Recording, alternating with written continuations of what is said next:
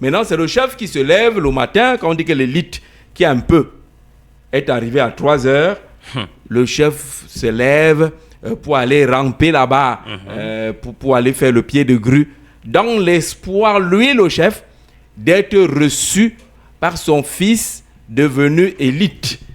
Le chef rampe comme un lézard, attendant une petite bouteille de vin de rien du tout que l'élite lui donne en se vantant et devant les autres, devant les gens, pour montrer que c'est lui qui nourrit le chef. Ce n'est plus l'époque où, quand vous arriviez au village, tout le monde sait qu'il faut garder quelque chose au chef.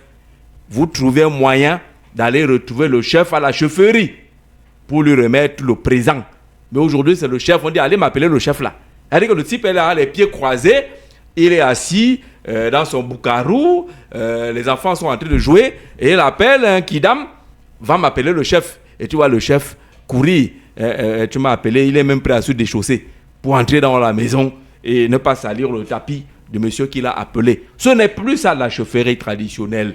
Quel que soit votre grade, j'ai vu les gens s'indigner, c'est là une période, parce que un sous-préfet ou un préfet s'était déchaussé pour aller saluer un chef traditionnel. Les gens ont dit le pouvoir est à terre. Sachez qu'à la chefferie là, c'est le chef qui a le pouvoir. Quand vous entrez à la chefferie, vous entrez dans le domaine du chef et vous devez vous conformer aux réalités de la chefferie. Quand vous arrivez, quand on va nous à l'ouest, on vous dit que tu ne dois pas passer par-ci, tu ne dois pas passer par-là. Tu ne dois pas entrer ici, tu ne dois pas entrer là. On te montre comment tu dois te comporter à la chefferie. Bien qu'étant ministre, si tu es ministre, bien que ton DG, si tu es DG, mais quand tu es entré chez le Koukouma, le chef là-bas, tu respectes les codes de la chefferie, les codes ancestraux. Il faut le faire. Et on va saluer Bingono. Vraiment, quand vous le rencontrez, vous plongez au cœur des valeurs ancestrales. C'est important aujourd'hui. Le chef ne doit pas être traîné comme un enfant.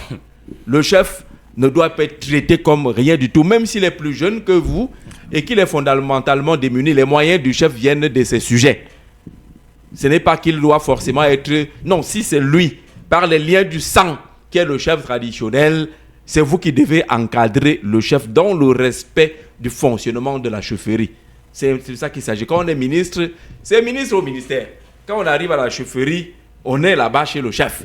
Et le chef est le garant de nos traditions. Il est notre protecteur de tous.